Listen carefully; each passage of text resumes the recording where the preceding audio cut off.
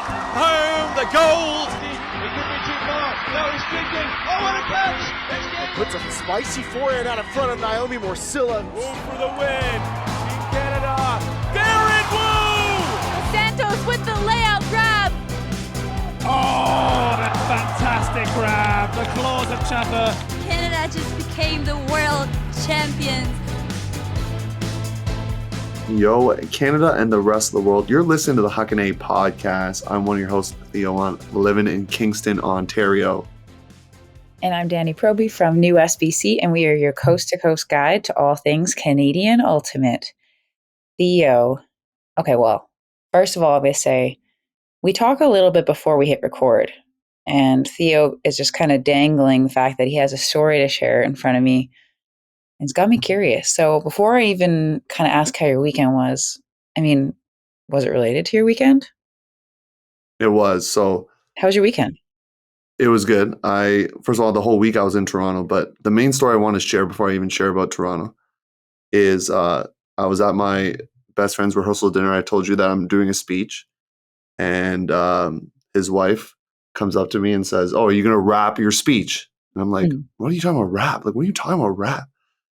She's like, "Well, Danie did a rap for like," and I'm like, "Oh, I'm like, you're an avid listener?" She's like, "I listen to every episode." Like, and I was like, "Oh, sick." Like, No I knew way. she listened, but I didn't know she listened to every single one. So she was like, "I heard Danie rapped it. So are you going to do the same thing?" And I was like, "Definitely not." So it was a very heartwarming thing to hear that she referenced your rap and asked me if I was going to do the same, which I'm not going to do. Well, I think that you need to now.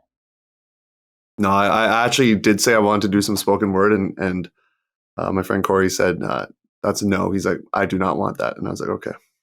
So, What about like an interpretive dance based on like their relationship?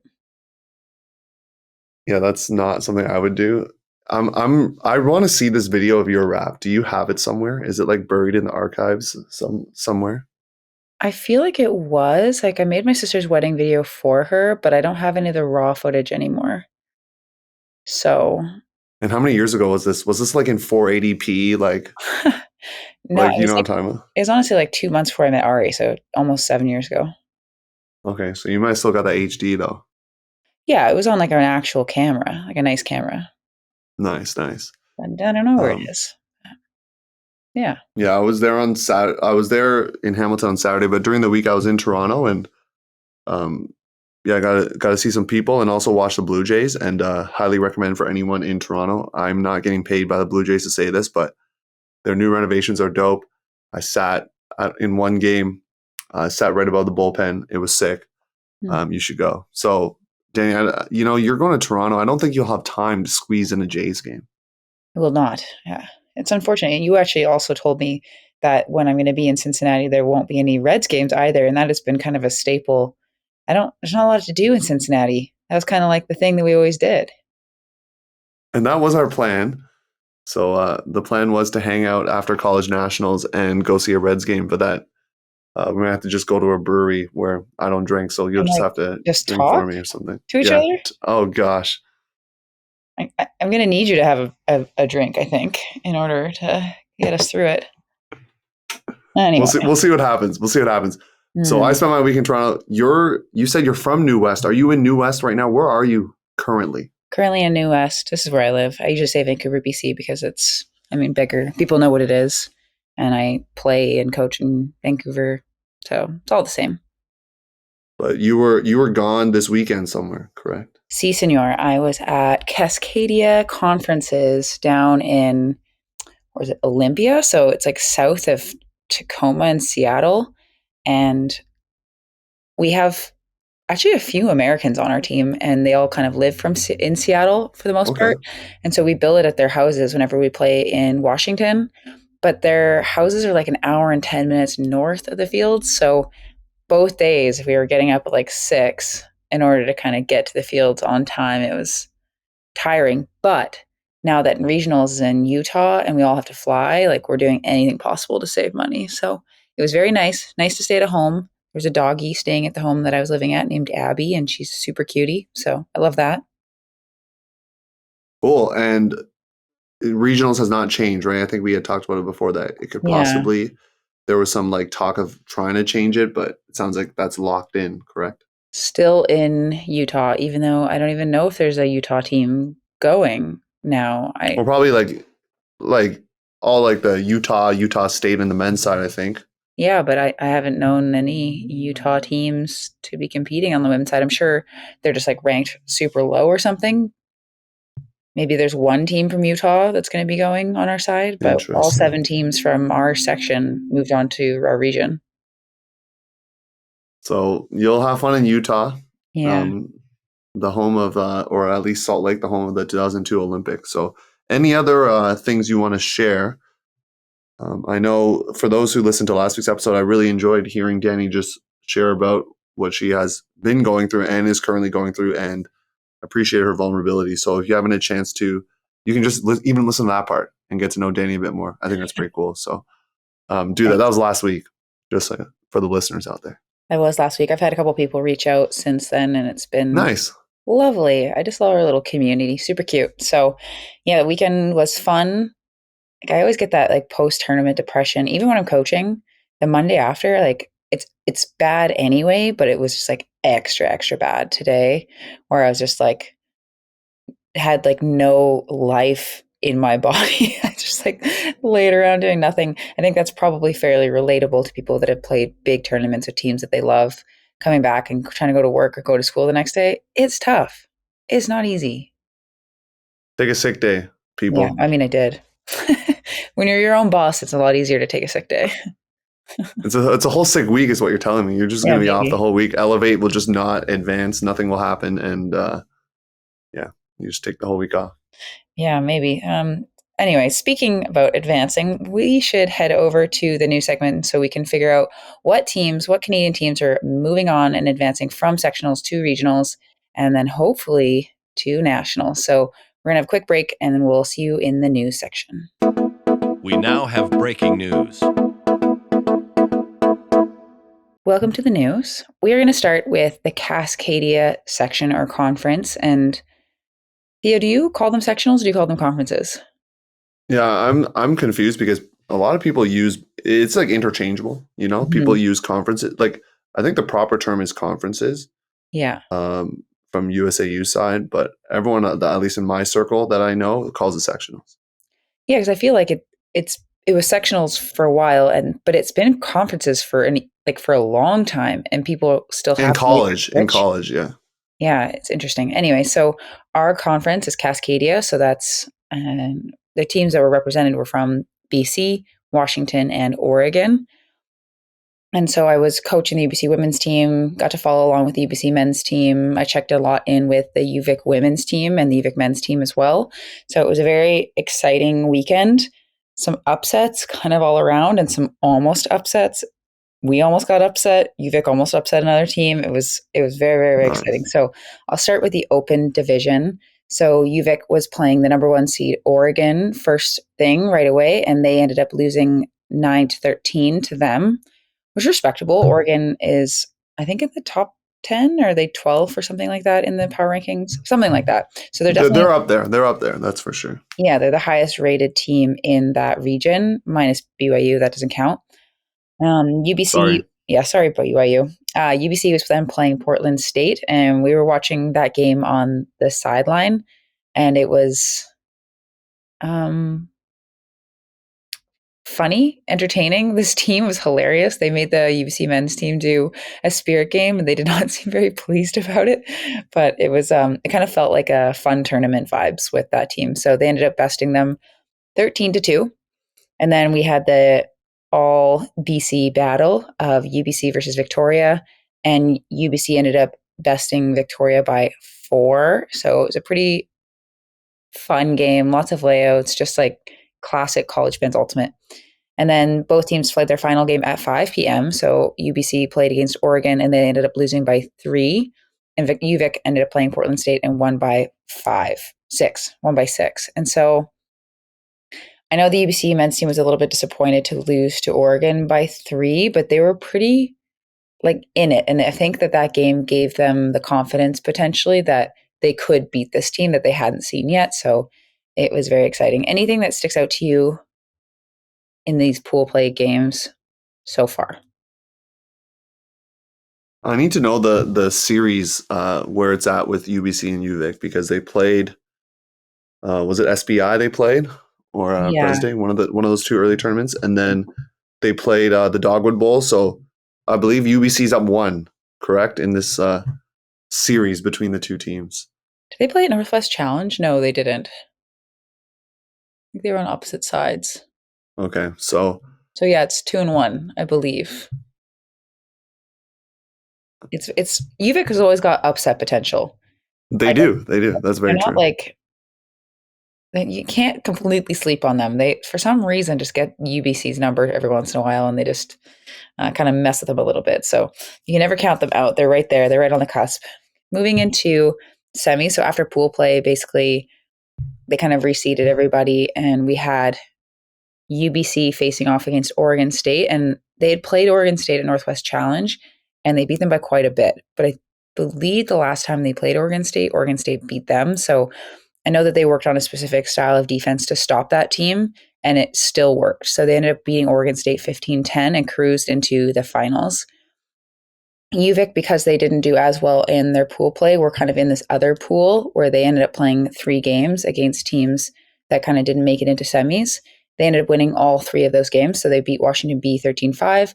They beat Western Washington, which is a good team, 12-10. So that's dirt. And then they beat Oregon B, looks like a win forfeit type situation. So 15-0 probably is what it is, but no, I'm just kidding. Yeah, well, probably. I mean, so yeah, UVic ended up finishing 5th overall in the tournament. 4 bids, like they're right on the cusp. They're right there. So UBC versus UW in the finals. Really, really exciting. We had finished our game, and some of the players looked at me. Like the game had just ended. We just done high fives, and a couple of them came over and were just like looking at me like they didn't know how to ask. Can we? And I was like, just spit it out. What do you want? They're like, can we go watch the rest of the guys' game? I was like, oh yeah, of course. So we didn't do like a wrap up talk until like after. So we got there for the last 3 points, and it was very, very, very exciting. We saw their O-line turn it a couple times, and if they had gotten broken then, they would have had to hold and then break to win. But Devin BP ended up having, I think, 2 layout blocks in order to kind of keep getting possession back for that point, and then they stuffed it in. Then UW held. So now it was Universe, 11-11, game to 12. UBC starting on the point was clean. There was one kind of missed throw that Nick Chang ended up kind of scooping up. I don't know if it was for him. I couldn't really tell. And then they punched it in to win the section, which was very exciting. I don't know the last time UBC men have won the section. And to be able to beat UW was like a really important thing for them. And they got hyped up by the women's team. It was good vibes all around. So were you expecting them to win this section? What was your predictions here? I mean, by seeding, they were not expected to even be in the final. They're seeded as a 3 seed. But I think they've shown that they can battle these top teams, and it's always good to have some momentum heading into regionals. I want to just say, if you haven't seen that Universe point, yours truly over here across, well, you can't see it, but across the screen from me, filmed it. So thank you for doing that. That was pretty fun. Capturing some of the vibes there. The weather didn't look great. No, it's horrible. There was some muddy field. People got the rain jackets on. It looked like it was pretty chilly, huh?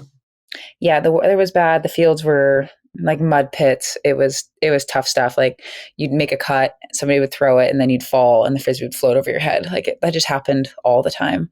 One thing that about this tournament format, because the seeding matters so much for their region, it's really good that UBC was able to win, because now UW and Oregon are on the either side of the pool.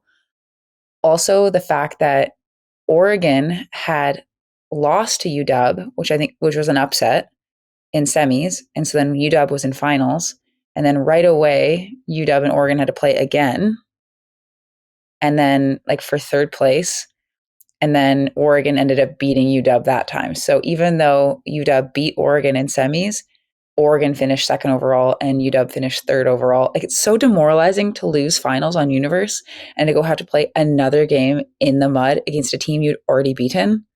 That sucks. On the same day too, right? I'm pretty sure it's the same day. The 15. These are long rounds too. So that's a special kind of torture in my mind. Yeah, that's what this actually happens at regionals when the lose-lose-see-ya takes place. When you lose the final, then the 2nd place game. So you don't want that to happen to you. Yeah. I think like at regionals, if they're doing it like this, I think if you make finals, you're automatically first or second, but I think they have to play out the third bid. So I think if you lose that semi, I don't know how that will go. I forget. You have 4 bids or 3 bids right now? The women have 4, the men have 3. Yeah, I don't know. I'm curious to see kind of how that. We're waiting for the schedules. Schedules sometimes come out late, folks. That's all we're going to say. Sometimes they come out late. So you got to just keep an eye out. I mean, regional schedules haven't been made yet because there's more conference tournaments happening this weekend. Yeah. And so the vibes are really good. The guys are really pumped. It was a really big deal for them to be able to win a close game with pressure like this. So it was cool. So heading over to the women's side, we were also in the same pool as UVic. And so we got to play, UBC played Western Washington first and won 15-4. Interesting thing about that game is that we went up 4-0 and then traded to half. So it was 4-0 and then the half was like 8-4 or something like that. And then we're like, okay, we should not be trading with this team. Like, good morning, wake up, everybody. They're like, we're gonna be a second half team, okay? And then we like got 7-0 in the second half. So we woke up, 115-4. Then we're gonna play against UVic, and the score I think felt a little bit closer than it was reflected, but its score ended up being 15-4 for that game as well. And then UVic ended up playing Western Washington, and they lost by 4, I believe. Now, the thing about that game is I think UVic went down 4 right away, and then they traded the whole game, but they could never really kind of catch up. So I think Western and UVic, that might be one of the potential game to goes. They are really evenly matched, and I think that will be really exciting to see kind of how that matchup plays out at regionals.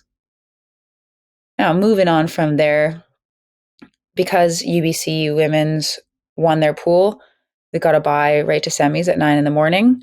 Washington on the other side got a bye right to semis, and so UVic was playing against Oregon on Saturday in the evening, and the winner would play us. And so I was watching that game because I love all the Victoria homies. They're the best. And so I was watching them. They were down by 1 break, I think, for most of the game. And at the end, or closer to the end, there was like a 18-minute long point. Oregon ended up scoring it, but all of the Oregon players that are like their best players play like every point, whereas UVic has like 2 full lines of people that play. And so those players had to sit 2 or 3 points after that, and UVic held and then broke. So they were actually able to use their depth. You need the depth. Yeah. And so then UVic was up by 3, pulling to Oregon. Soft cap was about to go off. Oregon held, and then they broke. I think soft cap went off, and then Oregon broke to win by 1. It was crazy. It was a crazy, crazy game. So UVic almost won, but they ended up losing just by 1 to Oregon, who is like a really, really strong team with some superstar players.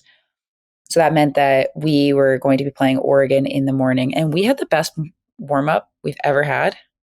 And we're like, oh, well, Oregon players are going to be super tired. I don't know what happened in this game. We only won by 1 break. Last time we played Oregon, we were up 7-0 on them at half. Live stream game. I remember this.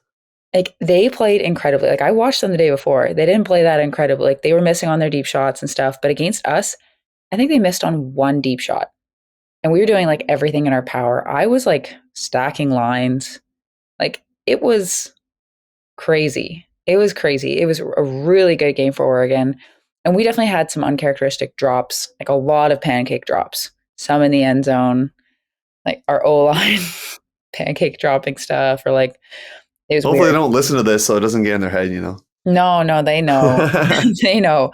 But we were able to hold to win the game. We did what we needed to do. We were a little shell shocked afterwards, like, what just happened? This is insane. And so then, like, to talk about the field conditions, like, there's this one player on my team, like Avery Lepi. Like, she's amazing. She's so good. She skies everybody all the time. Like, I haven't seen her lose a sky battle this year. She cuts under. Like, this happened a couple times. She just takes really long strides because she's tall, and somebody throws her. She just takes a long stride. She falls. She's trying to get up to get the frisbee, and like that just kept happening. Those kinds of things. So UW comes over to us. They're like, "Hey, there's no one playing soccer on the turf over there. Do you want to play the final on the turf?" And we're like, "Yes, we do. Thank you so much." And so we moved over to the turf, and it was like all of the advantages that our team has came back again because we're fast. Like we're like agile in small spaces, and the mud kind of neutralized that for us. And so we came out strong in that game, and I think the final score was 15-6 against UW in the final. So they were playing like they were missing their best handler, I believe. She's out with an injury, but I mean, Abby Hecko was playing basically every single point. So it's not like they were giving up. I think we just like everything was clicking for us. Yeah, it was really good. So yeah, long story short, we also won. We won, and then we went on to support the boys, and then they won. Go Birds! The bird sweep over there. Birds. Gotta UB feel sweep. good about that. Yeah, UB sweep. And Victoria, they won their final game. Is that correct? Looks like by a big margin there, 15-2, kind of finishing things out. Yeah, 15-2 and 15-0 against Washington B. Yeah, so they're going feeling in as good. number Yeah. 5 seed into regionals. So they should be in our pool again. Actually, we should have them and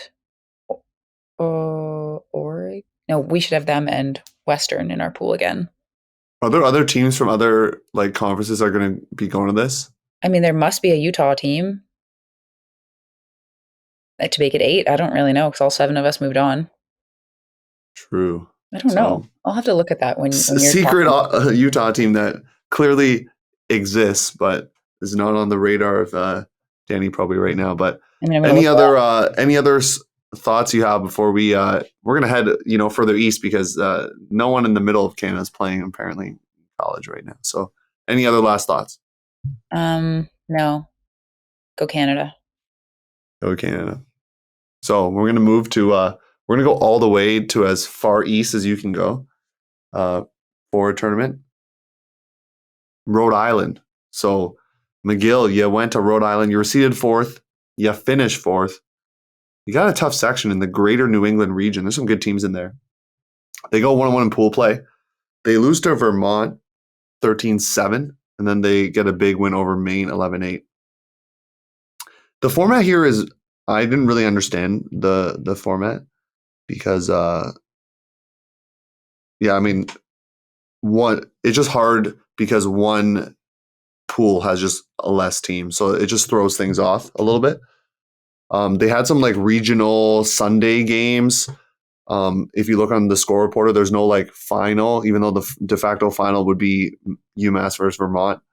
They only play one game on Sunday. But anywho, McGill moves into Sunday. They defeat Rhode Island 15-6, and they lose to Brown 15-7.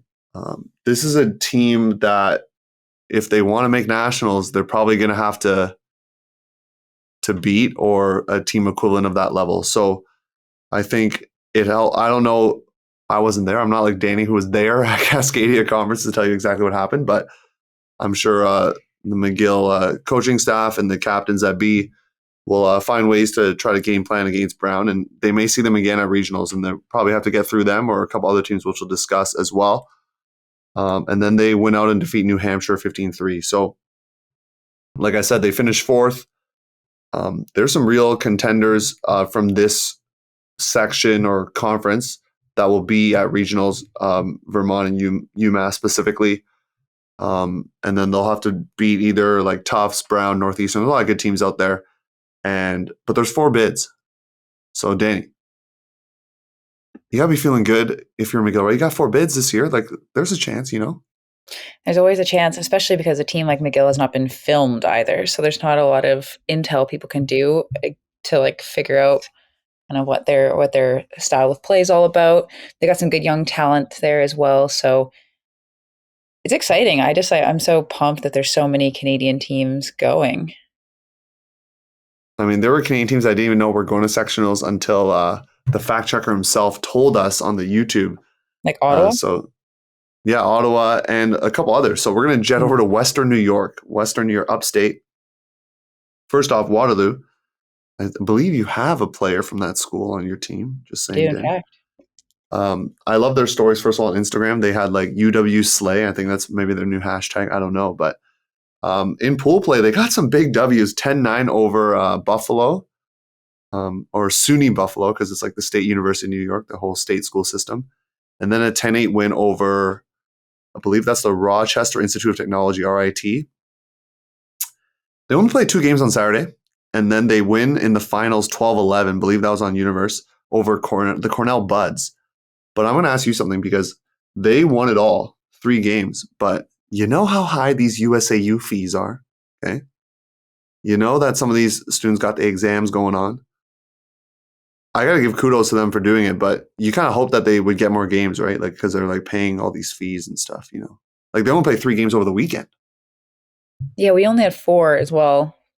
It does seem a little silly, but I think maybe people are trying to like request for less games at the sectionals, and then because I know regionals can be quite like a high volume tournament. Potentially that's why, but that is tough. Hopefully they keep playing in the series. Yeah, with the champ bracket the way it was, there was no like 1 versus 2 like semi or anything like that. They also were in the pool of 3, so it just makes it tougher. But I spoke to a representative of the team today. May or may not be on your team, Danie. He said currently they're polling the squad, so they're trying to see what happens. I said, do you need me to record a audio message to play to the team to encourage them to go? Because I can do it. Because I think they should. And because they won their section, if they do choose to go, they be seated pretty high, right? Like maybe not the first seed, but they get a pretty favorable seed, no? Yeah, 100%. I don't know how many conferences are in that region, but you'd think they'd probably be like second or third at least. Waterloo, listen to us. You better go, okay? But another school, they went as well. Carleton, they went with a short roster. Told me they went with 12 guys. And then it ended up being 8 by Sunday due to exams. So, Danie, I think you've experienced that probably before with your team where people have to drop out due to exams. That kind of sucks. Just, you know, it is part of being a hashtag student athlete. So they win over SUNY Binghamton 11-8. Then they take a L to Cornell. The team ends up in the final. So a good squad, 14-9. Bounce back with some W's over Syracuse Doom. And then they finish off their Sunday with a win over Buffalo. So from what I've been told, they were granted a bid because if you look at the score reporter, it's not like fully updated, but they did send me screenshots to show me. They also do drop a game to RIT kind of on Sunday as well. But they are planning to go to regionals, Danie. So there is potentially 2 Canadian teams going to the Metro East regionals, and all bets are off in the Metro East, is all I'm saying. So Carleton, you should do it too. Now, there's more. There's more Metro East action. Same section, different division women's. Ottawa's out there playing. They go 2-0 in pool play. For some reason, their pool play don't play every team. Once again, don't really understand some of these formats. They beat SUNY Buffalo 15-1 and then defeat Cornell 13-5. So they're feeling good. And then, do you see that semifinal score, Danie? You seen that right there? I just feel like, is that real? I mean, sometimes score reporter is wrong. Like that they had us losing to UW for so long, 6-0, and they also had our Stanford scores flopped as well. But I mean, Ottawa's good. I mean, I'm just loving the semifinal score, a little bagel action here. And then they lose in a very close game, 9-7, to the team that I think most Metro East pundits would say is the team to qualify out of the region. So it's either going to be, I heard Yale or this SUNY Binghamton team who went last year to nationals. So they're trying to carry that momentum over. Ottawa loses 9-7. You know how things go sometimes. A couple, a drop here, that it could go a different way. So Danie, you got to be feeling good if you're Ottawa. You're going to regionals. I'm pretty sure by the time regionals happens, a lot of these students will be done exams. Like I can't see exams going into like April 30th. We are like last exams for UBC are like the 27th. It does kind of impact it a little bit because people can't fly as early on the Friday kind of thing, but it doesn't impact the weekend. So if they're driving, it's no worries. I think it only impacts people that are flying and need to go earlier. But the thing with Ottawa doing this well, like it looks like they did better against RIT than SUNY Binghamton did. So that's a lot of consonants in that. Just say Binghamton. We'll just say Binghamton. You don't get the SUNY anymore. Sorry.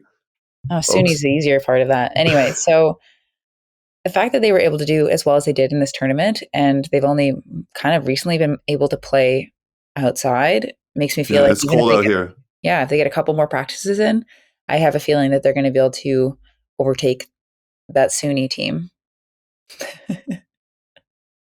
I mean, I know a fellow Ulti-World person, Keith Rayner. He's a listener, and I know he coaches that Yukon squad. Keith, you're going to watch out for Binghamton, but maybe you got to watch out for this Ottawa team too. They're coming for Because you. they're making some noise out here. They're trying to steal a bid. There was a time in the mid 2010s, I believe, that Ottawa was routinely making nationals on the women's side. They were just ending up, 17, 20, that kind of thing. But they were making it. So that's why we keep encouraging teams to go. If you're a listener of the podcast, we talk about that. But it's too late for this year. But college teams, do it for next year. Get on it. Get on it. Now, I'm sure there's other news. And tryouts are happening, teams rosters are going to be starting to be made, but this episode we're mostly focusing on kind of conferences, like a roundup, and then heading into the main events, we're going to be having all three of the coaches coming on. So Theo, who are you interviewing? I get to interview the BC legend himself, Edward Guo. I don't know. Does his name, does he have a nickname? Guo. Okay, I'm interviewing just one. You just get one name. I'm interviewing Guo. Yeah. So we're doing we're doing something different today. So I get to go cross country to interview Guo. You get to go cross country and you get to interview Rob Grundy and Emma Seaborn. So Rob is the coach of the U20 Open team, and Emma is the coach of the U20 women's team, and Guo is the coach of the what? The mixed team. So Lovely. I didn't even know. When did you know that there was going to be mixed at the next U20s? When did you find out? Well, I knew that they were going to do it like a year ago. Okay. They just weren't ready by the last U20 cycle, and I knew that it was going to be happening this cycle. I mean, it wasn't ever confirmed until I saw the head coaches be announced, but it's very exciting. So I know that I think that they're going to be doing athlete preference again, because I know that as soon as you add another division, it kind of gets hairy with athletes. Yes, it does. So it's going to be interesting to see what happens, because from my perspective, I think team selection was a lot smoother this cycle because of that. But at the U20 level, I just feel like for juniors, it's so hard for them, because I think that once you're in college and stuff, kind of what style of ultimate suits you best. But when you're still in high school, basically, it is a bit harder. So I am definitely curious to see kind of how that preference thing goes for those three squads. But yeah, maybe we can ask our guests a little bit more about that when they're on. Yeah, if you're a prospective U20 player, you should listen to these interviews because you'll get some insight. Danie, last thing I'll say for this section here, you talked about U17 being a thing, right? Like you wanting to do that. You gotta be feeling at least good that there is a U20, another team, so that at least it gets some development, more players in the system, right? Yeah, because I think that there were I think the right amount of athletes that were bubbled for the last U20 that I think really would have benefited from having an opportunity to play. I think it's the right amount, because some people were worried if we added a mixed division that it would be kind of dipping too low below the talent pool. And I think that we have the right amount of talent to supply all three teams. So I think it's a good move. I wish we could do the U17 thing, but in due time. In due time, we're going to now talk to the U20 coaches, starting off with my conversation with Edward Guo. It's going to come right after this break.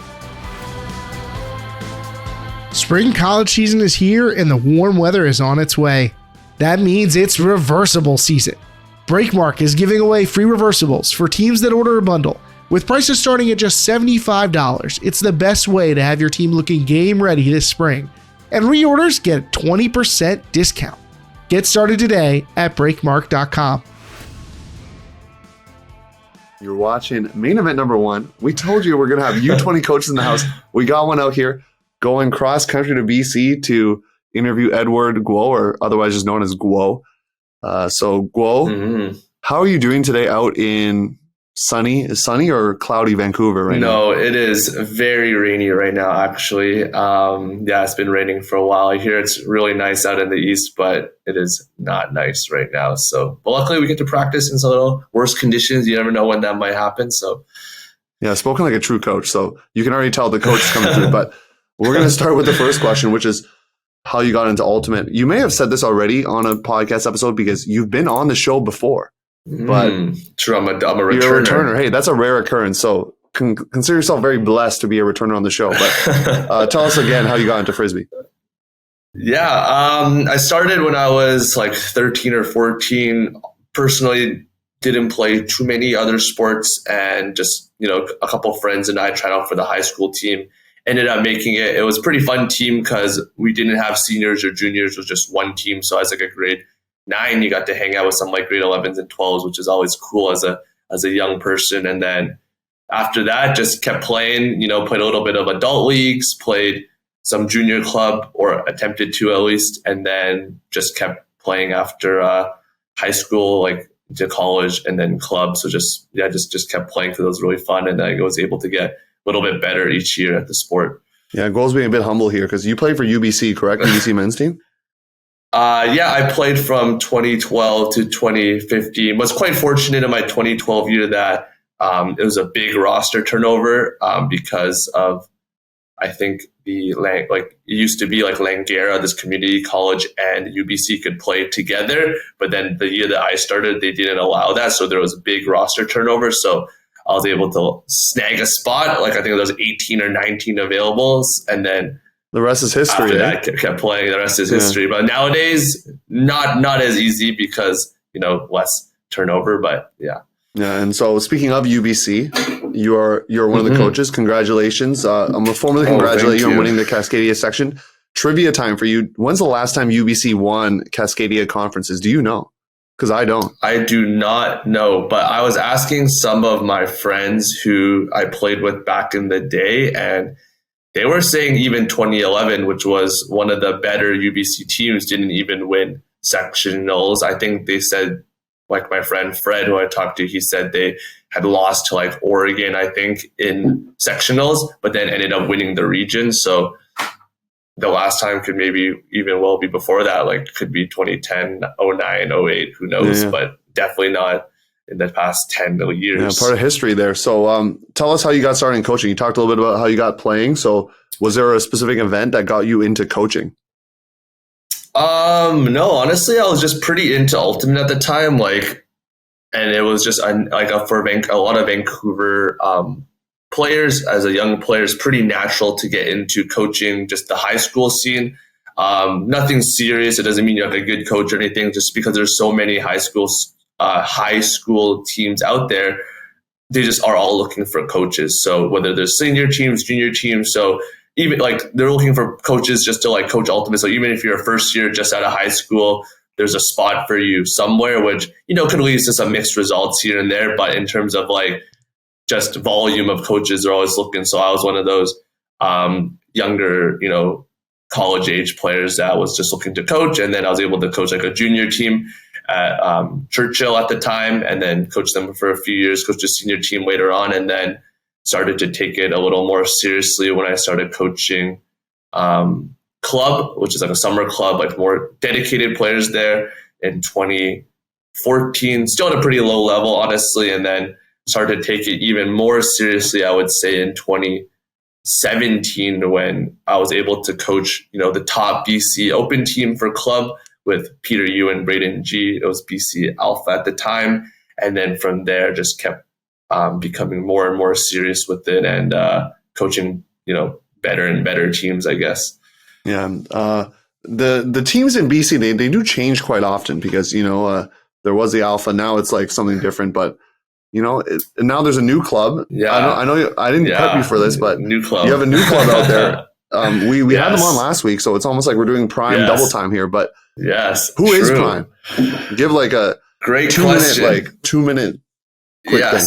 Yes. So Prime is essentially just a new junior club program in Vancouver. So it's run by people who had run the other youth club in the past, like the Misfit program. So it's myself, Alex Lam, and Wesley Choi. We kind of run Prime as a way to develop, the more, let's say, elite-centric ultimate athlete. That doesn't mean that, we're neglecting fun or spirit of the game, but, we also want to focus on the elite development of ultimate athletes. And we want to run, summer clubs, just similar to what Vancouver has in the past with multiple tiers, but also, us being at the helm, we're able to control things a little bit more the way we want to with, like I just said, with athlete development and professional focus and things like that. And then hopefully in the winter and fall, we're able to have other like programming, but it's definitely more geared towards, more experienced players looking to take their game to the next level, whether it's college or club or maybe even Team Canada's after that. So, yeah. Spoken like a true coach here. You get to control things, almost like a GM/coach. So I know the answer to this, but I'm going to let you say it because I already know the answer. Tell the audience you look out in the coaching annals of time, okay? You're looking out. Yeah. Who's the coach you're looking up to? Come on, tell us. Yeah, my favorite coach is Coach Bill Belichick of the New England Patriots. I just love how he's able to just get things done. He's pretty one tone, pretty monotone, pretty serious all the time. But what he's able to do with his players and get them to do their job, like that's his big thing. Just do your job, do your role, do whatever it takes, and don't need to do anything too crazy outside of that. It's pretty inspirational. Obviously, he's won, probably like 6-7 championships as a head coach, and then probably another 1 or 3 as an assistant for other teams. So yeah, he's always been one of my inspirations as a coach. I'm trying to be the Coach Bill of Frisbee. I like it. So you're starting the journey here, or continuing your journey. But now, for those that don't know, Guo, you are an assistant coach currently with the U24 Open team. But we're talking about U20s here. You get a head coaching gig. So when you first found out, was it a phone call? What was it? That's the first question. Second of all, what did you feel? Originally it was just a email, so just like an offer for the mixed team, which is great because obviously I have some mixed experience, which we'll obviously talk about a little bit later in this podcast. But yeah, super excited, obviously, because getting a head coaching role of any Team Canada has always been a goal of mine. It's an honor to represent a Team Canada. Also, obviously, since I did focus a lot of my time and efforts on the high school age group as well, being able to coach a U20s is also, right in my wheelhouse, which I was excited for. But yeah, super excited. Obviously, needed to talk with, my wife and my other, close people to see if I can make it happen, what the timeline would be like. I always kind of joke that with my other friends, I got a lot of hats going on, with this, UBC, Prime plus Red Flag. So, I'll always try to be a bit better and try to do all the things. But yeah, just try to figure it out. And once I figured out that I could, then yeah, just accept it. And then here we are. How did you celebrate finding out? Did you have a good drink or a meal or something, or just business, or just as Coach Bill, business as usual? Yeah, no, honestly, business as usual. Just wanted to get started. Obviously, with U20s right now, it's kind of in the pre-planning phases, but yeah, I was pretty excited, and hasn't really fully kicked in yet. We've had a couple, talks about U20 stuff right now. The main focus for me is still on U24s, as you can imagine. But yeah, definitely still pretty excited about what's to come after that. And how are you trying to balance the two things? Because obviously you have one that's more in the immediate, and then you have something that's on the horizon. So how are you trying to balance those things along with all the other things you got going on? Yeah, that's tough. I think definitely U20s is in a planning stage right now, which is good because, U24s is in almost in the thick of it. We have training camp in May, 10, 11, 12 weekend, something like that. So it's coming up pretty soon. And then also, UBC and stuff is kind of hitting the peak pretty soon as well. But yeah, I think each day, I kind of joke around a bit this, but each day whenever I have free time, I just kind of go through all my teams and then see if there's anything I can do and prep, it's like usually I go like, okay, red flag, is there anything that I can do? No. Okay, UBC, anything I can do? Prime, and then U20. They're like, I mean, not in that order all the time, or U24. So like, yeah, it's like each day I just try to like knock out something from one of the teams and see if there's anything pressing, basically. Yeah, you're balancing a lot of hats, and you work full time, so it's not just like it's not just like Guo is just coaching. He's doing he's working, he's putting money on the table as well. So talk about your experience with mixed. If you didn't know, Guo captains as part of a mixed team. I had the honor of commentating. I think I've done only one of your games from my knowledge, but it was we've only been at CUC once or UCI, so maybe this year though. Oh, maybe, yeah. But at Worlds, I got a chance to call your game. So you made it all the way to the final with red flag, which is really cool. So tell us about your experience with mixed, just because you are the mixed coach.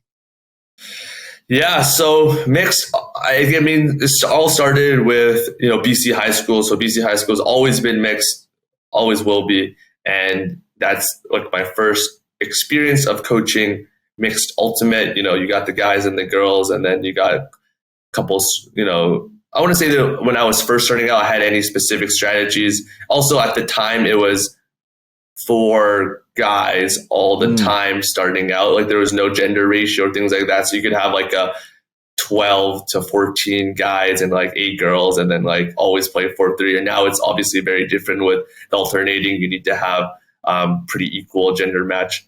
But yeah, like I've coached high school. Like I most recently coached with like Eric Hamber last year and did quite well.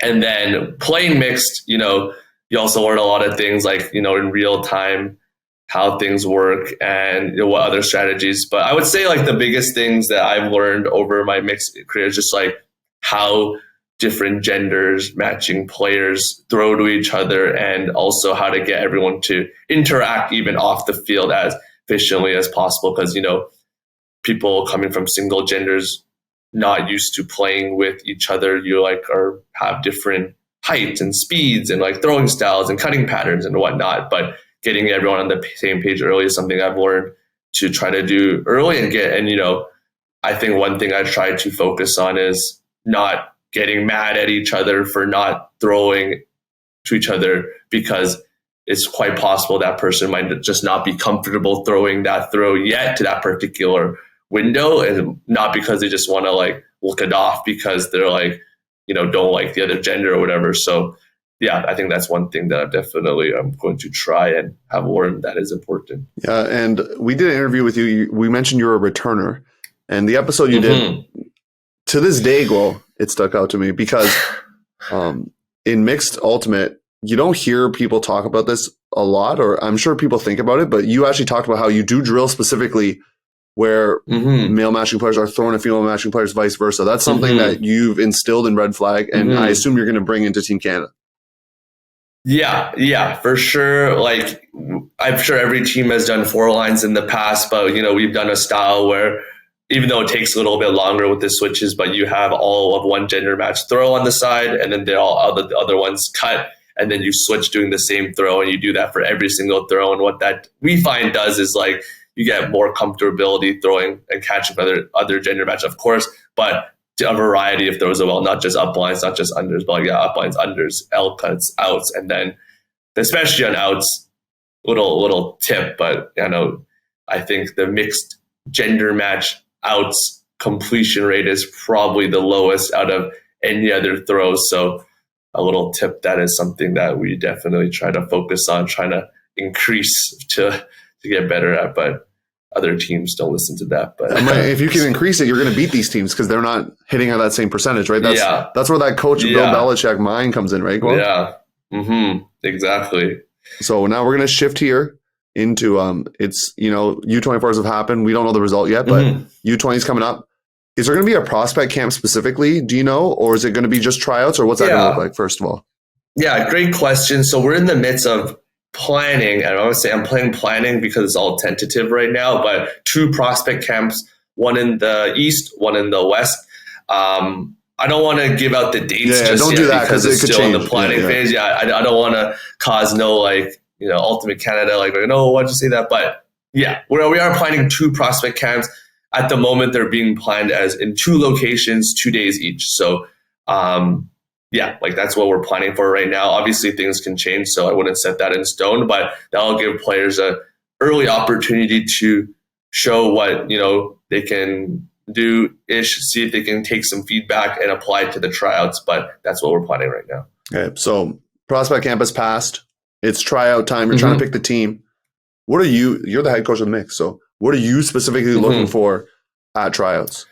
Tell the audience. Yeah, that's a great question. I think in the younger players, I guess I'll split it into male matching and female matching. I think they're like a little bit different, but for sure the female matching, I don't want to sound super generic, but I would say throwing skill is like pretty paramount at that age.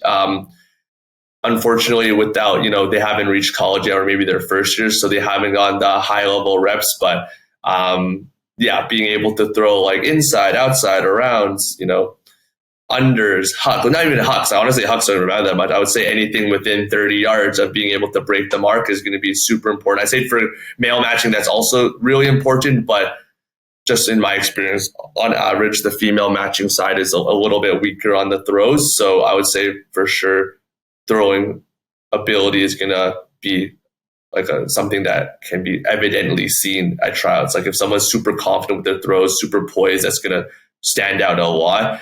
No matter their athleticism, like if they can throw a variety of throws, that's already going to be in the 5 percentile of like what, maybe most other U20 women matching can do. On the male matching side, it's a little bit tougher because I'd say a lot of players can throw. There's going to be a lot of athletes out there. But I'd say like just if I could say one thing, it'd be playmaking ability. I know that also sounds kind of generic, but on any sort of team Canada, not even the mixed team, but like even the open or women's team, people are always looking for players that can just make that play at the time that you need it, whether that's a layout D, layout catch, big sky, big throw, big huck. But you hear about it all the time in other pro sports where, no matter how good you are, if you can do it in the clutch and if you can make a big play. And yeah, I think all teams, especially, hopefully the mixed team is looking for these playmaker types. So being able to showcase that off shots. And that doesn't mean if you're not, you can't make it. It just means that that's like a one, pretty critical element that I would say most Team Canada coaches are looking for, especially at the U20 level. And something I've heard is, sometimes or maybe this is a question I have for you now. Do you have certain, like if you see a player, he's really good or she's really good or they're really good at like just going deep, is that like, but their throws are not very good, like at all. Is that someone you would take, or you're going to take someone that's more well-rounded? Like how do you balance those two things? That's a great question. I would say it would be kind of dependent on how your roster is constructed by the end. I'll give two answers. Number one is that for sure. Like let's say you already have your 22 players pretty keyed in and you're having two more players left, then you would take the player with the highest upside probably, which is going to be that deep striker athlete who can throw, just because possibly in that time frame, they're able to get better at the other thing, which is maybe throwing or ultimate IQ, but it's harder to teach that top 5 percentile or top 1 percentile athleticism versus the well-rounded player. You're probably already going to have a bunch of better well-rounded players on the start of your team, which are going to be your studs. So I would say, based on team construction, that. And also say like based on, I want to use like a video game analogy, but say you have like skill points or whatever, right? Like, let's say they're like 100 at speed and skying, but maybe like 20 at throwing or something and 20 at IQ. That averages out to like, I don't know, whatever 240 divided by 4 is, like 6. Then maybe the other player, even though they're more well-rounded, they could all be 5s, and that's still less than like the 6, So I guess it kind of depends on, how you feel the top end of that player is like, even though they're so bad at throwing, but I'm not saying like, but then they're like so crazy athletic that could, average out to a better overall than a well-rounded player. And you're from Vancouver. You know there's going to be a lot of good players there. How does geographic diversity play a factor, if at all? Because you're probably just looking for the best players, right? Regardless of, you're not trying to just pluck a player out of a lesser Ultimate community just to give them experience, right? You're trying to look for the best. Yeah, I think for myself personally, and I can't speak on behalf of, Team Canada as a whole and what the selection process looks like. Personally, I've done it for U24s, but haven't done it as a head coach, so I haven't heard. But yeah, for sure, we're looking to select the best team possible from every area. That in the end, may look like it could be skewed in certain areas, but I think in the end, the goal of any Team Canada is to win gold at the end of the day. And I think the team selected or the team that the coach is hoping to select will give have the best chance at that. So I would say, yeah, of course, geographical diversity may, be one factor in it. I wouldn't say it's a major factor though. I'd say it's like a minor factor. I'm sure there's more major factors involved, as in like obviously skill and team chemistry and everything like that. But yeah, I would say it is probably a minor factor, but I wouldn't say it's like a major one. Now you have U20 prospects listening. They're listening here. You got a chance now to give them some advice on either the prospect camps or tryouts. What's some advice you can give them, just kind of overall? Yeah, I would say, like I said at the start, for everyone, just get out and throw a lot, throw more, throw different passes. I think if I were able to coach more specifically, which unfortunately I can't just based on because I'm coaching a whole team, I would say, like I said, for the women matching side, I'd say for everyone like that 0 to 30 yard range is like crazy important, especially in the U20 area, as in like, being able to throw breaks, arounds, unders. Like if you can throw 0 to 30 range and you're like super confident that you're never going to get a hand block, always going to get the throw off, you're going to be crazy dangerous on the field because you're just not going to, you're going to keep the disc alive, right? We've seen it with younger players. I've seen in high school where like they catch the disc and they're like, bobbing and weaving like 24/7 and like looking like super like they got nervous. Like they get nervous over that. Yeah, nervous, and they like randomly throw something in the air, right? So, I'd say even, the kids that I coach right now, I wouldn't even say that many of them are super great. I'd say like out of all the U20s I've coached, like I didn't even BC, only like 1 to 3, I would say, are like super comfortable in that 0 to 30 range out of like the 100 that I've coached. So I would say that's like pretty vital. People. Yes. And I know that sounds so generic, but if there was like a more specific area, I would like, it doesn't have to be Hucks. I'd say like get a friend, find some people, put some marks on, work on like different angles, especially on the break side, and even unders. Like some people can't throw, I don't say can't because that sounds mean, but like aren't able to throw like a 20 yard under consistently to the chest on the open side. Like I've seen it, like even for male matching, female matching, like at that age, it's just like the inconsistency is so high that if you can be consistent, like you're going to be like a killer out there on the field because you're just not going to turn it over as much. So, yeah, that's some good advice right there. He's just saying throw. So, Guo, thank you for coming in. Any other thoughts or stories or shout anything you want? I'm giving you the floor, Guo. So it's very dangerous giving you the mic, but I'm going to give you the mic. You can say whatever you want. No, honestly, I just say like, yeah, I think I don't want to like plug Mix here a bit, but I think Mix is pretty fun. No, do it. This is your chance, bro. Like you can plug it. I would say that the mixed division is obviously brand new for U20. So also, I guess myself, Ultimate Canada, and the players who end up being the team will all be in uncharted territory. But I think it'll be super fun. I think everyone will get a lot out of it. I think it'll be great having 3 different Team Canadas, just like U24. But yeah, I think personally super excited about that. I think it's going to give players more opportunities to play, and then hopefully we get players who end up on the mixed team being pretty excited about it and like playing hard. I mean, like listen to what Guo's saying. You could be part of the history here. Like the first mix like U20s, you bring home a medal, you win a gold. Like come on, you're part of the annals of time. Like you're in history. So go do that with Guo. Listen to his advice. Go out and throw. and not just throw statically is what you're saying. You got to throw with the marks, and you got to be really practicing that. Yeah, and like throwing on, like even you can add like throwing on the move, like throwing with momentum, working on those half steps, working on those like, you know, when you just catch the disc and the mark is almost there, like leaning out and like throwing it around. Like those are things that people don't really practice, but it can help you score a goal in the end zone super easily if you have that skill, or anywhere actually, but specifically in the end zone. So we're trying to get some goals here in Canada, trying to take gold in the U20 mixed division. Guo, thank you for coming on the podcast. Do appreciate your second time here, so thank you again. And maybe third. It's your third time?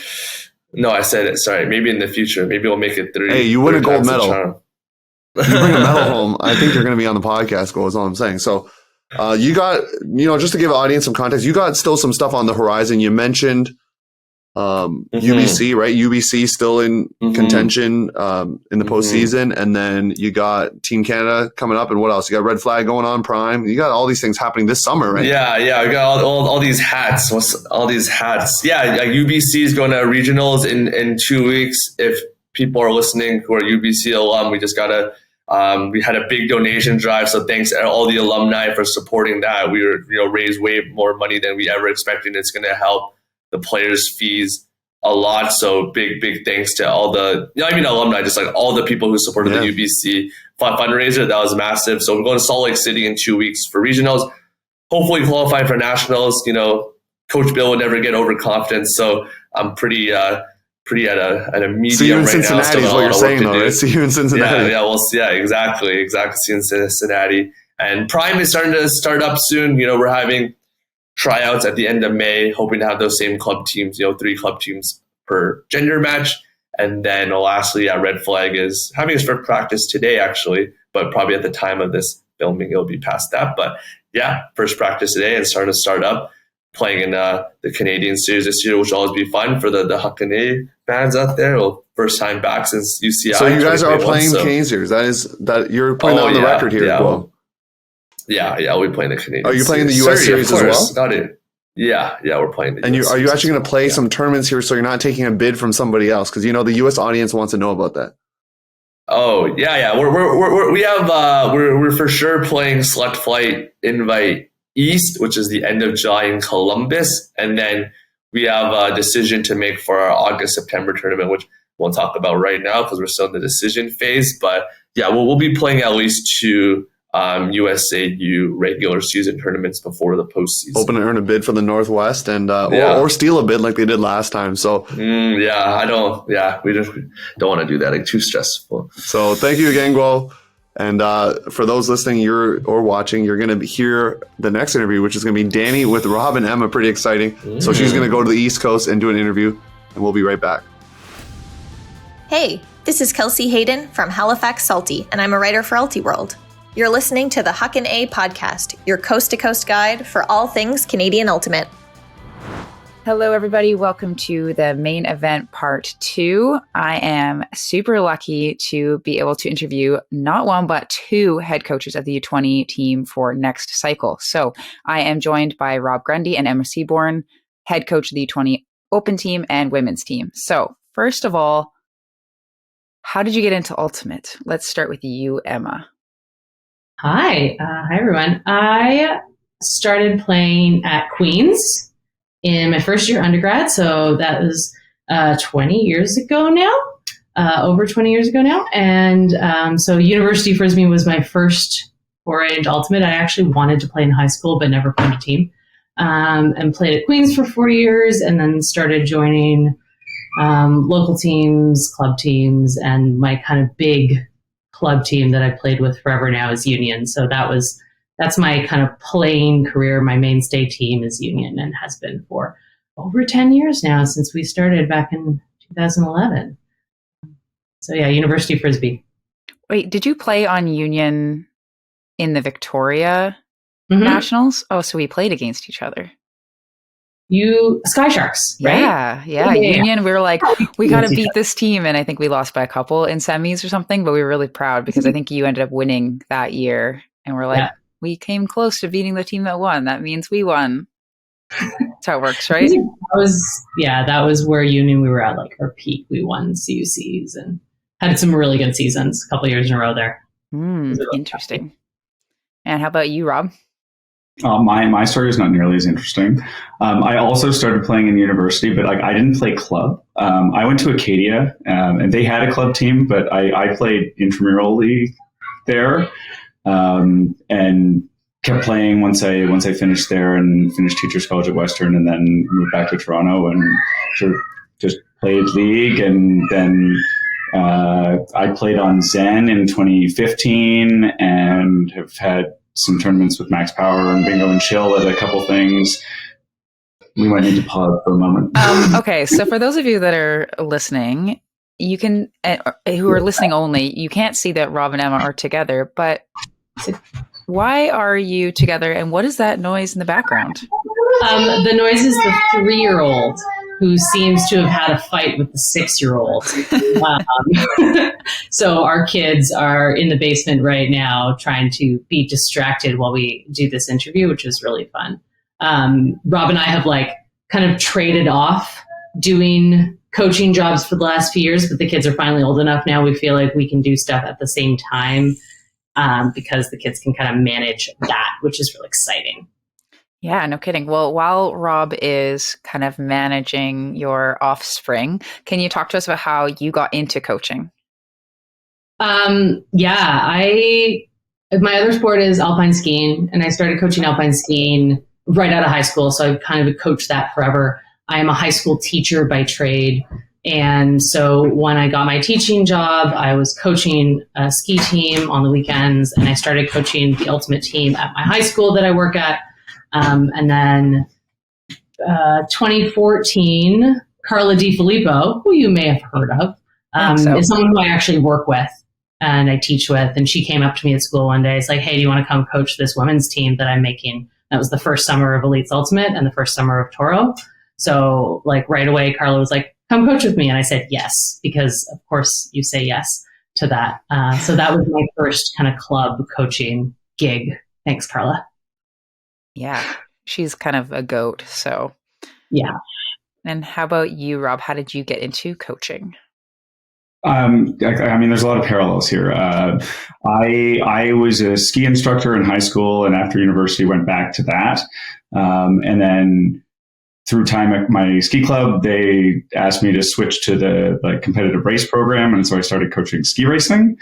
And then through playing league in Toronto, I heard people all talking about, coaching juniors and helping out with that. And I remember showing up to the first thing I did there and being like, I have no idea how to run a Frisbee practice, and learned from people. And the year that Carla and Evan started Elites, Emma had been talking about going and helping with this and was like, you might be interested in this. And so I literally showed up to the first tryout, met both Evan and Carla at that tryout, and was like, I'm here to help, and have not left.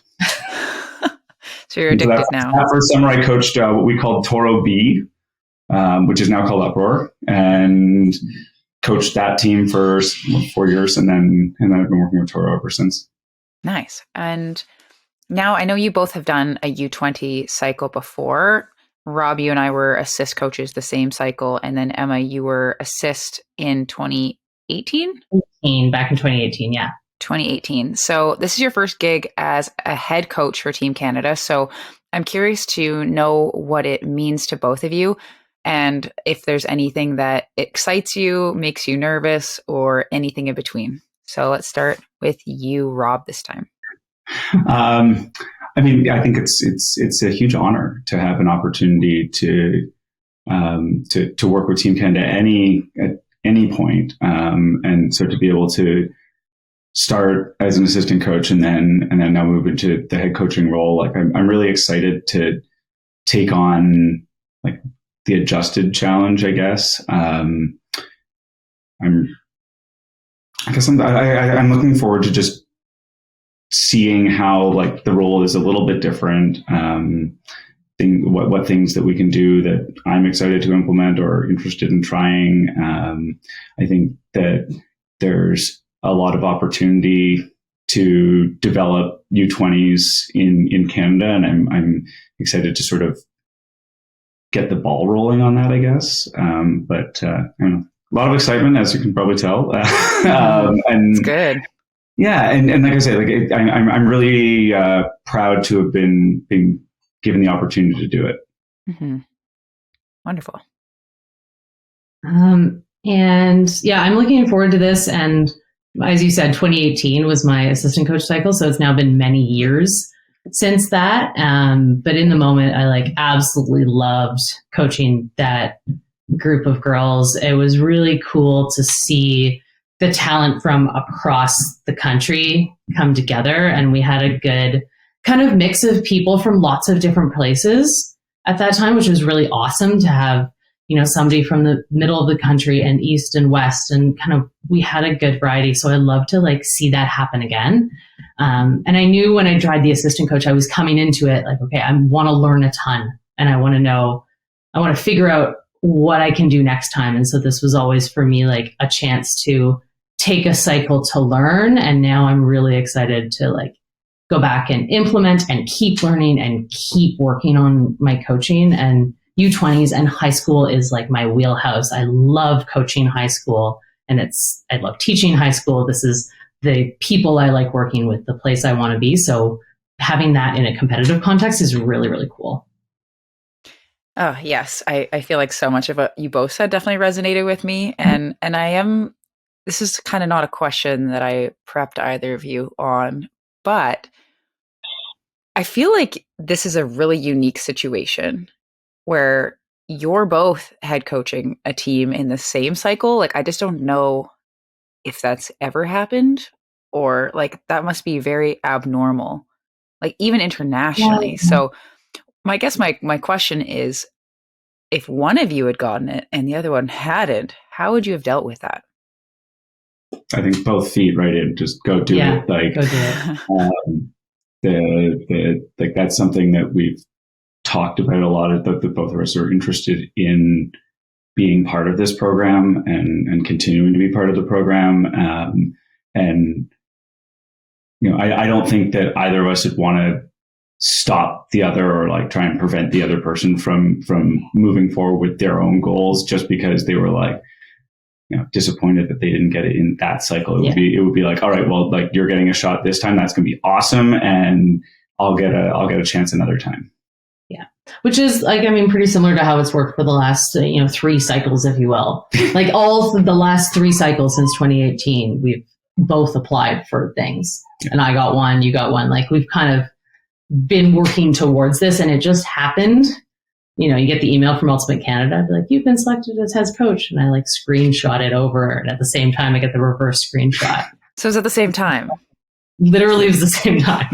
This is really great. I was teaching my class in phys ed. It was really exciting, and was trying to maintain my focus and my composure while I'm dealing with my grade 4 class, and also while my head is inside doing so. It's pretty funny. Yeah, I think that those emails, I've gotten a mixture of the no's and the yeses, and it can be a very emotional time. So it's very cool you got to share that experience with each other, and just, again, super unique. So moving into the future, I think you both have a probably a philosophy or a style that is unique to both of you, or things that you really like seeing. So what, if you're going to be talking to potential athletes, what are the types of things that you are going to be looking for at the tryouts? I was thinking about this question because you sent it to us earlier. I was thinking about how, athleticism is great. Defensive positioning is great. All those, Frisbee athletic movements are really important. Can you jump? Can you run?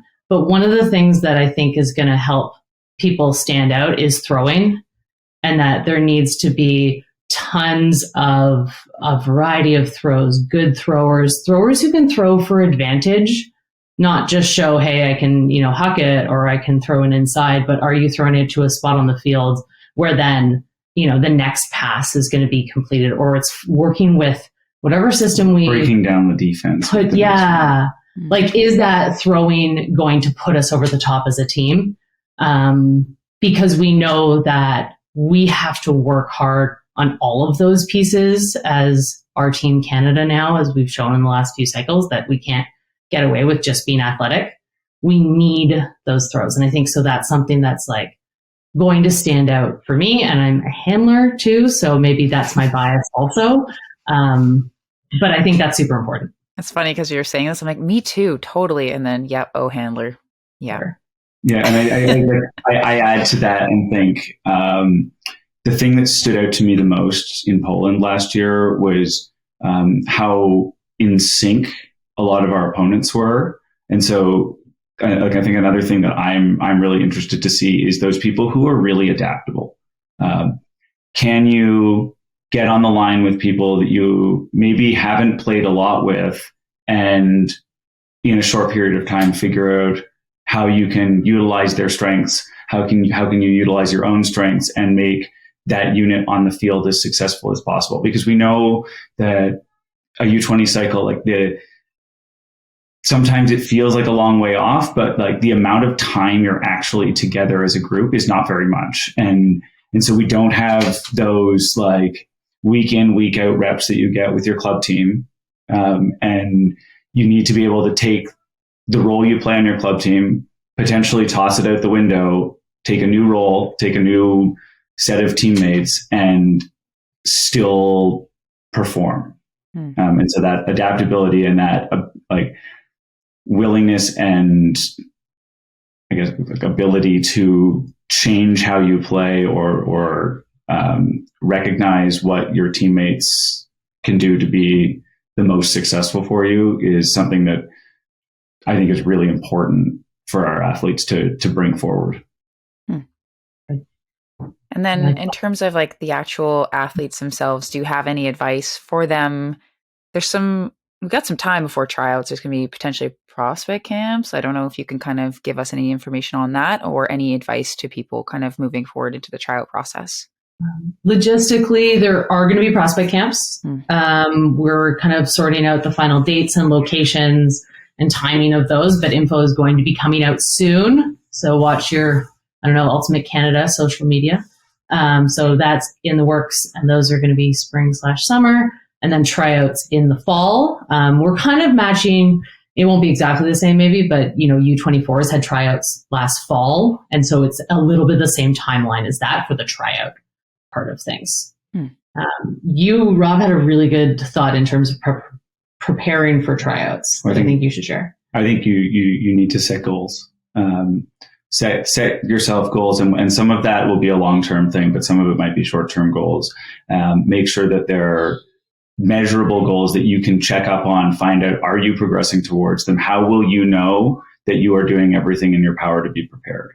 And like for me, I think that's, making sure you're playing, sure, but it also means that you're getting reps in outside of practice. You're making sure that you're doing the little things that are going to make you the best athlete you can be, but also the best frisbee player you can be, the best thrower you can be, and setting goals, tracking your goals, reflecting on when you meet or don't meet those goals, and then adjusting is the kind of thing that's going to lead to the best possible outcome.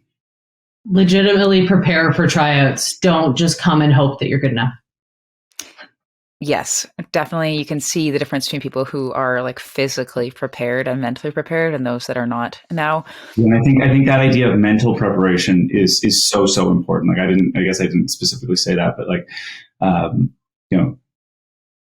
you see every year at CUCs people who come in and the moment is a lot for them, and you can prepare yourself for that. You can train to be mentally prepared so that when you're on the line and it's a big situation, or even if it's not and you're at tryouts and you've got the butterflies and the little jitters, you can find a way to recenter yourself and make yourself be ready to play. And I mean, Danny, you'd have gone through all this with traffic and your own playing. Mm-hmm.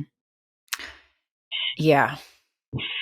One thing I have a question about, I guess I would like to hear your perspective because I have my own beliefs about it. But for the prospect camp, I know a lot of people think that they're not important or they won't do it or whatever, and then they show up to the tryout. I can speak from personal experience that the prospect camps that we did in 2020 and the prospects we did for the U20 in 2022 really did help. Stuff happens. Maybe you're going to have an injury, like partway through a tryout. Maybe you are completely unknown to the coaching staff.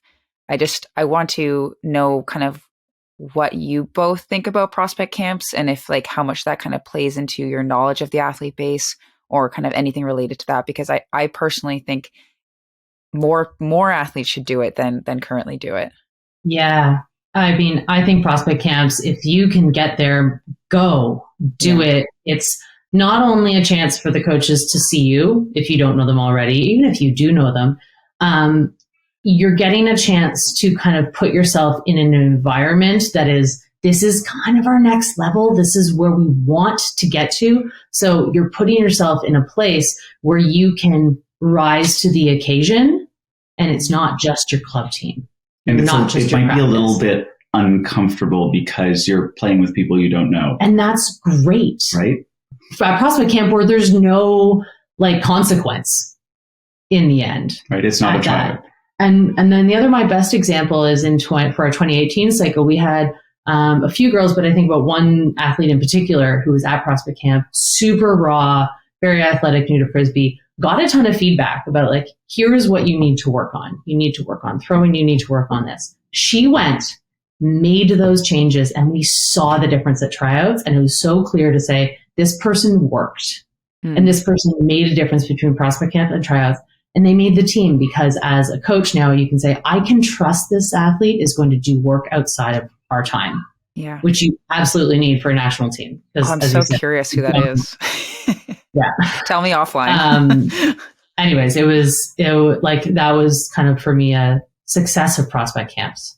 Yeah. And I think we're sort of in the like beginning of the planning stage of the prospect camps, but one thought we have is like sort of going back to that idea of setting goals, seeing the level you need to be at is a way that you can recognize what goals you need to set, recognize where, when you compete against the best athletes in your region, you need to work on stuff, and like, generate your own sort of thoughts and plans and hear from others, like hear from the other athletes, hear from the coaches who are there, about things that they think that you do well and what you can work on. And to the point of like having someone go away and put the work in where they go from someone who maybe in isolation at the prospect camp was an outside shot to being on the team. Yeah. That is a go really to the prospect camps. Yes, exactly. I'm like a big advocate. I'm like, college teams go play in the States. U20, U24 athletes go to the prospect camps. I'm like beating that drum. It all is just like, to Emma's point, like it's seeing what the next level is like. Yeah. And what athlete doesn't want to find out where they stand at the next level? Yeah, it's definitely good preparation. Sorry, Emma. Pretty cool stuff. Yes. All right. I am very appreciative of both of your time. I know you're both very busy parents, teachers, head coaches. You got lots going on. But if you want to hear a little bit more from Emma and Rob, we're going to sneak over into the subscriber only section really quick, where I'm going to kind of grill them about their U20 experiences in the past. So from me, from Huckin A, I want to say a big thank you to you both, Rob and Emma, and we'll see you all in the subscriber only section. Thanks for having us. Hey, this is Edward Guo, captain of Vancouver Red Flag, your 2021 Ultimate Canada Invitational Mixed Division Champions, and you're listening to the Huckin A podcast, your coast-to-coast guide for all things Canadian Ultimate. Well, there you have it, folks. Big episode, girthy in fact. Sectionals conferences roundup. We had our U20 interviews. Theo, anything that you're looking forward to this upcoming week? Any upcoming episodes that you're excited to tell everybody about? I'm trying to scratch my brain to answer that question. I believe we'll be previewing regionals. We got some AUDL coming as well. So AUDL fans, we didn't forget about you, okay? Previewing that because their seasons are going to get started. So there's lots of stuff coming down the pipe, episodes wise, and then frisbee wise. I'll be taking my talents to go to some tryouts, so that's super fun. Dan, are you trying out right now, or tryouts are done, or what's happening over there? Yeah, I went to the one tryout for Forever Young to try to join them for puck, and then I made it to the closed tryout for traffic. So fingers crossed. That's about it. All right, that's going to end the episode for today. Follow us on socials. You already know them by now, but Instagram's our main one, okay? So please do that. Drop a like in this video. What do they say? Smash the subscribe button to Ultiworld. Watch all the ads so they get the ad revenue. All that good stuff. Be a subscriber as well. Danny, you get to interview Rob and Emma for something special, kind of subscriber only. Be a surprise, I think. It's definitely going to be a surprise. Like, I don't want to give away too much, but I can tell you that it's worth a subscription to listen to it. It's going to be a tell-all. If you don't know these two, they have an awesome story about themselves, them together, and ultimate. So stay tuned for that in the subscriber only section. But otherwise, we'll bid you adieu, and we'll see you next week.